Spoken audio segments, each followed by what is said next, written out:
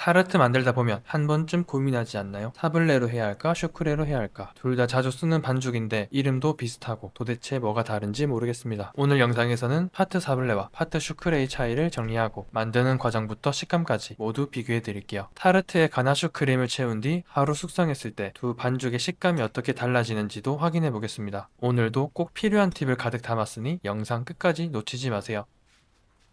먼저 파트 사블레가 어떻게 만들어지는지 보여드릴게요. 박력분, 아몬드 분말, 슈가 파우더를 함께 채쳐서 준비해주세요. 버터는 작게 깍둑썰기해서 차갑게 준비해주세요. 밀가루 표면을 차가운 버터로 코팅해줄 거예요. 이때 중요한 건 버터가 반드시 차가워야 한다는 점이에요. 차가운 버터를 손으로 눌러 풀어주면서 밀가루와 골고루 섞어주세요. 이 과정을 거치면 글루텐 형성이 최소화돼 바삭한 타르트지를 만들 수 있습니다. 버터가 잘 풀어졌다면 손으로 비비듯이 섞어주세요. 마치 소보루 만들 때랑 비슷하죠?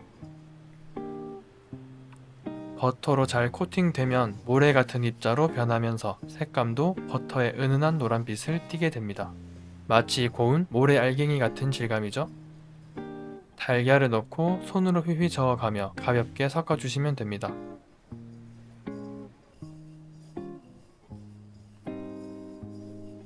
날가루가 보이지 않고 한 덩어리로 뭉쳐졌다면 충분합니다.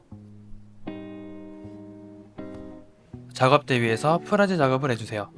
스크래퍼로 눌러가며 반죽이 균일한 질감이 되도록 해주세요.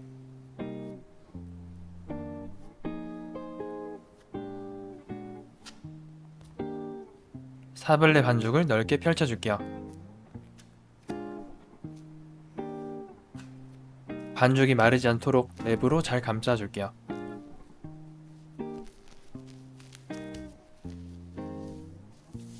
이제 냉장고에 넣어서 휴지시켜줄게요.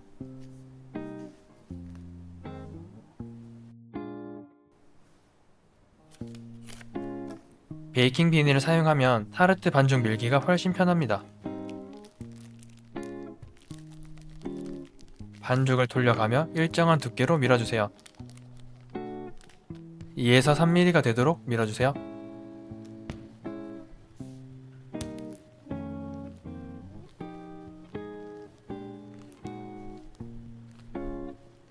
반죽을 냉동실에 넣어 차갑게 만들어줄게요. 이번에는 파트 슈크레를 만들어 보겠습니다.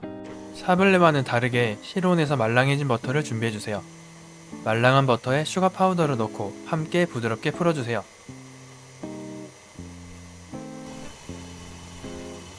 이렇게 부드럽게만 풀어주세요. 달걀을 조금씩 넣고 섞어줄게요. 이때 달걀은 절대 차갑지 않아야 합니다. 차가운 달걀을 쓰면 버터와 잘 섞이지 못하고 겉돌게 돼요.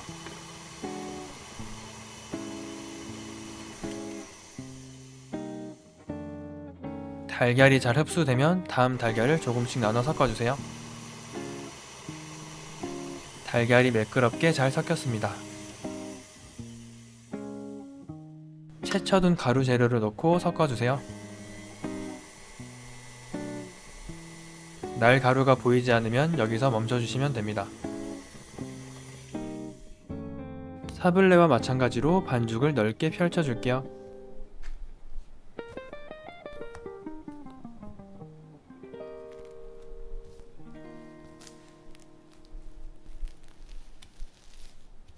냉장고에 넣어 차갑게 붙여줄게요.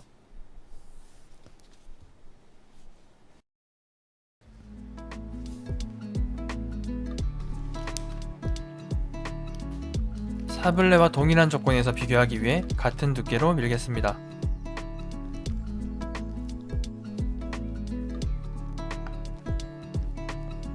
냉동실에 넣어 차갑게 만들어줄게요. 반죽이 차갑게 굳어야 작업하기 편합니다. 질은 8cm 커터로 반죽을 찍어줄게요.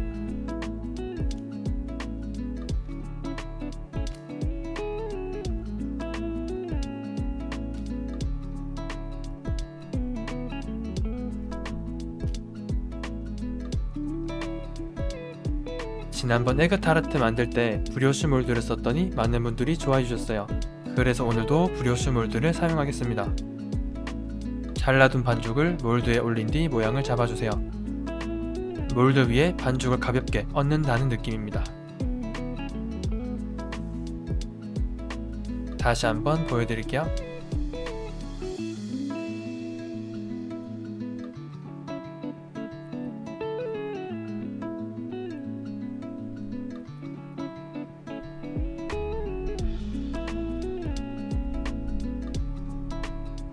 정말 간단하죠? 반죽 위에 같은 브리오쉬 몰드를 하나 더 올려주세요. 구울 때 모양을 잡아주기 위해서입니다. 160도에서 15분 동안 구워줄게요.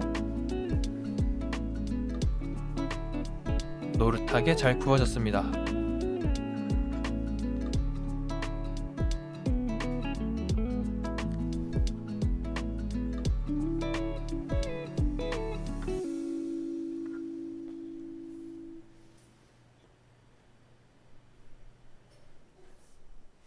같은 배합비에 같은 온도로 구웠는데 구움색에 차이가 있는 게 신기하네요.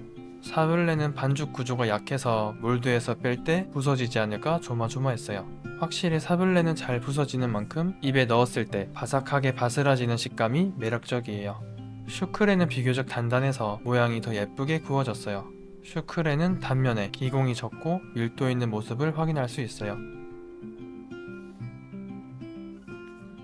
이제 타르트 안에 가나슈 몽떼 크림을 채워볼게요.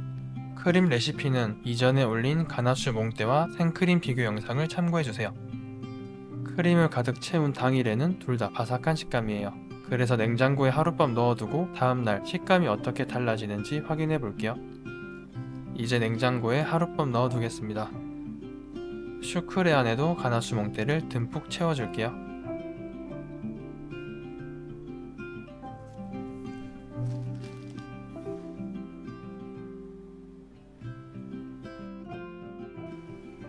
냉장고에 넣어둔 타르트를 반으로 잘라볼게요. 사블레 단면을 보면 큰 기공이 많이 보이고 전체적으로 약간 부풀어 오른 듯한 모습이에요.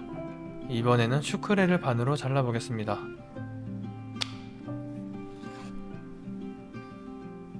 슈크레는 기공이 작고 조밀해서 전체적으로 더 납작한 두께를 보이네요. 식감이 어떤지 직접 먹어보겠습니다. 다음 날이라 그런지 사블레가 조금 눅눅해졌네요. 그래도 여전히 바삭한 식감은 살아있어요. 이번에는 슈크레를 먹어볼게요. 구운 당일에는 슈크레가 조금 단단했는데 다음 날은 필링의 수분을 머금으면서 약간 부드러워져 먹기 더 편해졌어요. 적당히 바삭한 식감이 좋습니다.